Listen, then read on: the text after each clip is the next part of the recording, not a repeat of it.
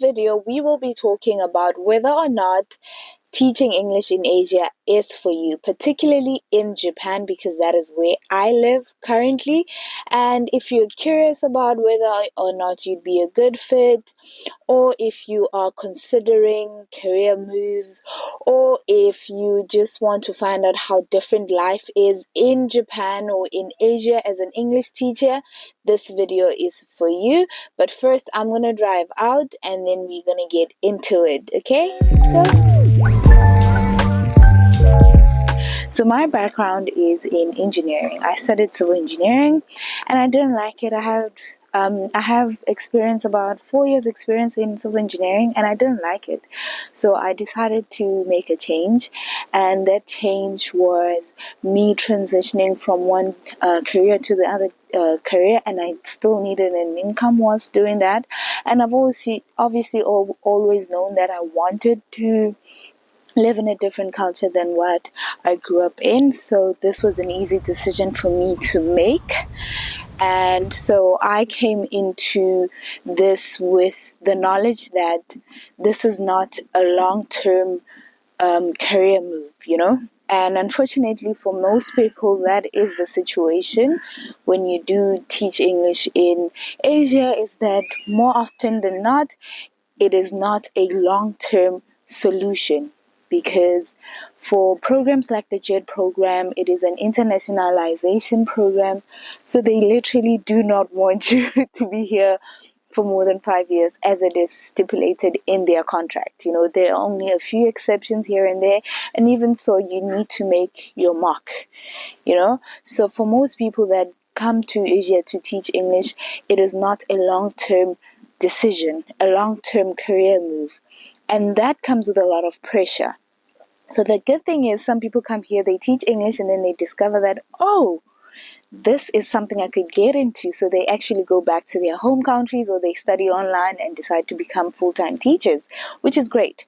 But for many others like me, we realize that, okay, teaching is great. It has its merits. It's enjoyable. You impact kids' life. They impact you. There's that transaction. There's that human touch. There's that influence. There's that learning. But also, you then have the pressure of constantly working on your next move. First up, you have to figure out your next move almost as soon as you get here, especially because if you're young, then you see your peers back home making their career moves. You see them doing, moving forward in their lives, and then you are here and this is not a long-term solution. And given the society that we live in, you are constantly reminded that you need to be grinding into this future that is coming, So there is that pressure, and once you figure out what you want to do, then you need to start working on it. Unfortunately, you need to start working on it, and it would be a great thing for you to figure it out once you are settled in Japan, and just slowly get into it, and then figure out your next moves whilst you're still here, so that you can transition into that and still have an income. So I am starting out at this one end of the lake, and then I'm going to end up on the other part of the lake.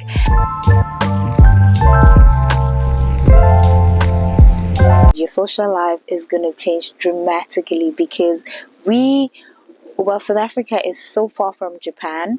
It's in Africa, which has a different outlook on life. The way we see things, the way we engage with people, the way our outlook on life is pretty different.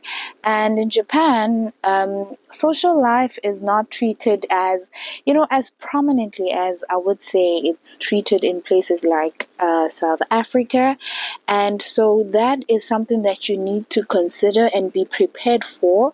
Understand that your social life is likely to take a knock, not only because of the differences, but also because when you are awake, then the people in your home country are sleeping. Your support system is on a different timeline than yours, and obviously that creates a sort of challenge that you need to actively work against every now and then, maintaining those connections in the new country that you'll be living in, as well as those relationships that you left home.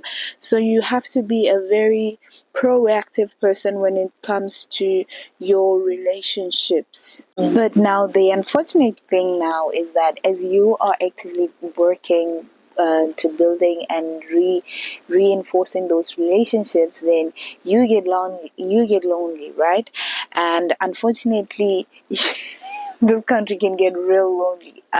It just can, on a whole new level. And this is coming from somebody who spent so many years living alone, and I was pretty much comfortable in my own company. But when I got here, there's just a whole new level of loneliness that I had never experienced before, and you need to be proactive in combating that. I don't wanna lie, it can get very lonely in Japan, and especially because a lot of people are very busy, and so a lot of locals are busy. Even the ALT community, the foreigner community, they are quite busy, so it can be lonely. I don't want to lie, and if loneliness is something that you struggle with, you need to find a very good coping mechanism. You need to be active. You need to learn how to enjoy certain things on your own all over again. You need to learn how to, get yourself out of ruts, because you might find yourself in a series of ruts that might be a bit hard to get out of. So you need to work very hard on that. And if you are somebody that needs, a close knit support structure, and that is made up of uncles, aunts, and a lot of people, and you need them in close proximity, then it'll be something that you need to learn to, I don't know, work with. There's a bird there. I don't know if you guys can see. There's a bird on that stalk there, and it's been chilling. It's a nice place. Brings us to our next point, which is that unfortunately, because this is in a country where most people will not settle down in, then you will need to deal with another beast, which is basically knowing that you are going to leave, number one. So you're going to leave behind the relationships and the connections that you make, like physically leave them. But also, if you do get to be friends with people from different countries, foreigners especially, then that they are going to leave as well at some point, and that can also be a shock onto your system when they do get to leave. For instance, for me, I made friends with people that have been living in Japan for years, so I was new, and they left last summer, and so my social life was, it's been a bit tricky. So it's heartbreaking in a sense, because they're only here for you're only here for a while. So as much as it makes you appreciate them and appreciate your time with them, and making the most out of it, almost like how in a movie, if somebody has cancer and then they only have this much time on earth, then they do all these things, and they live in the moment and all of that. So I guess it's that type of scenario as well in terms of friends and friendships.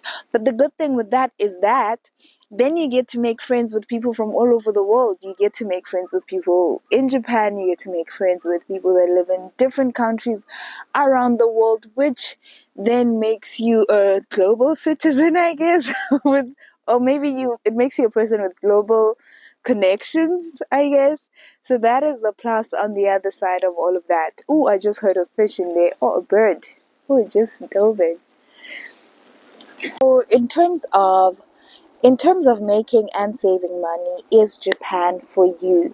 For the most part, I would say yes, you can save money.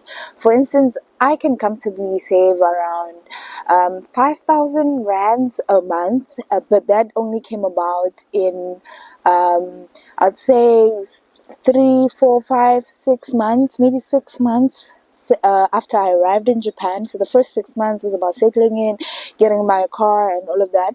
But after that, I was able to start saving a bit of money, and I can comfortably say I can save around 5K a month. So you can save money depending on your lifestyle, depending on your living situation, depending on whether you are in the rural area or you are in a city. So the good thing is you can save money. I don't have debt, I don't have black tax, so that is also something you can consider. But I do know people that were able to, pay up their student loans back home and things like that. So you can save a bit of money and live comfortably. But you do need to plan. You need to budget. You need to budget and just know the size of your pocket, because it can get crazy, because you want to experience everything, you want to go everywhere, you want to do everything, and have a good time. But you can save money in Japan. It is quite possible. It is, you can travel in Japan alongside saving money, depending on how much you want to save and depending on your financial goals and financial situation. But you can save money, you can travel in and around Japan. Traveling in Asia is pretty cheaper than, say, in Africa. So you can, for instance, from Japan to the Philippines, my flight ticket was like 40,000 yen, which is around about 5K return ticket.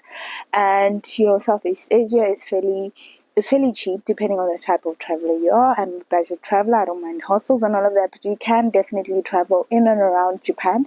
As you might have seen, if you haven't seen my Philippines trip, then you can check that out. And I'll be going on another trip this end of this year. So you can travel. You can have experiences that you might have not had before. And yeah, so is the JET program for you with the points that I've given out. And with my previous video that I've shared, please do check it out. I'll link it up below. You can consider, and hopefully you got new information from all of this that will make you make a better, well-informed decision.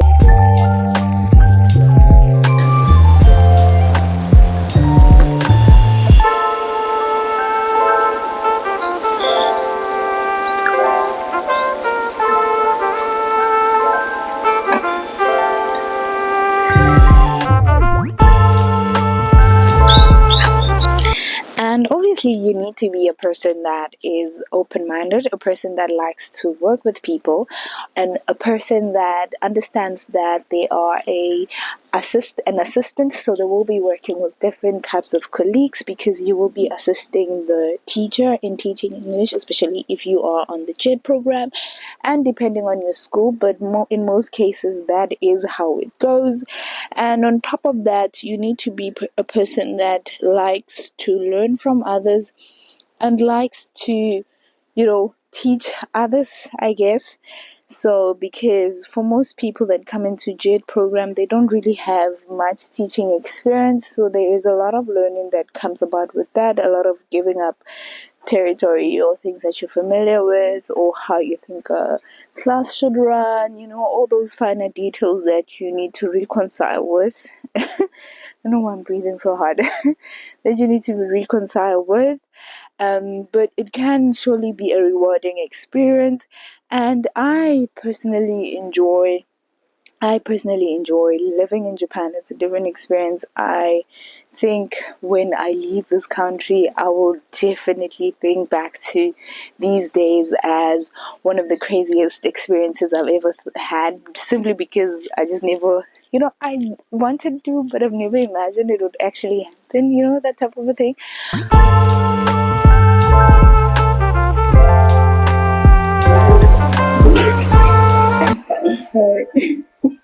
よかったら取ってていいですよ。はい。これも、ちょっとこれね、この綱引き。そこでね、綱引きするの。で、その時に、島は、ありがとう。鹿島の森。鹿島の森。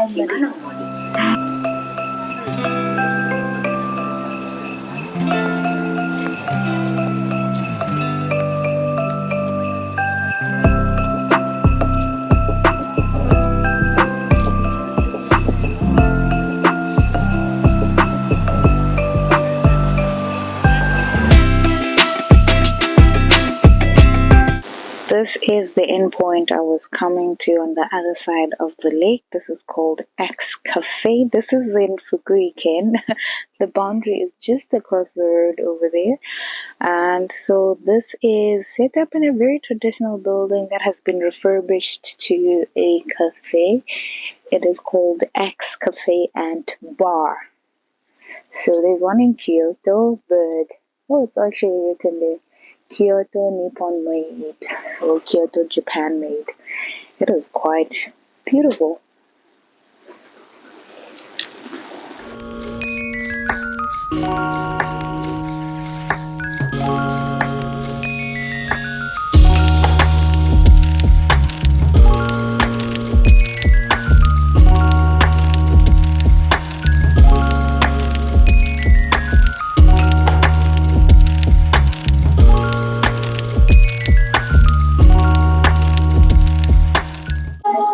So they have the dango combo, which I'm wondering if it is for two people or just one person. It is dango, which is like mochi, so pounded rice. I made a video of this last year. It's a dessert. I actually like it, but I'm wondering if it's not gonna be too much for one person. Because it's basically a matcha specialty cafe, so mostly desserts, not a lot of food items. But yeah, I'm ready to eat it.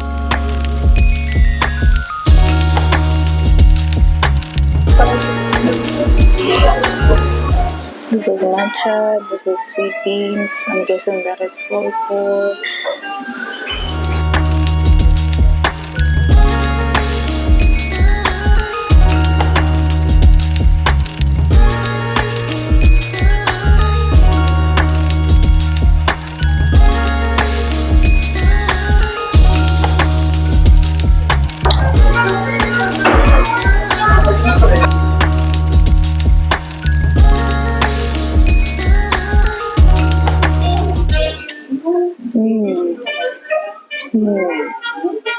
This is quite good.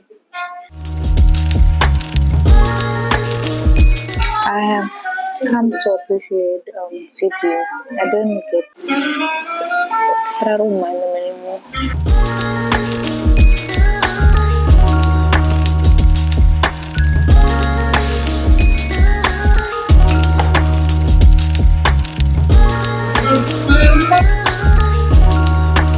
This is different.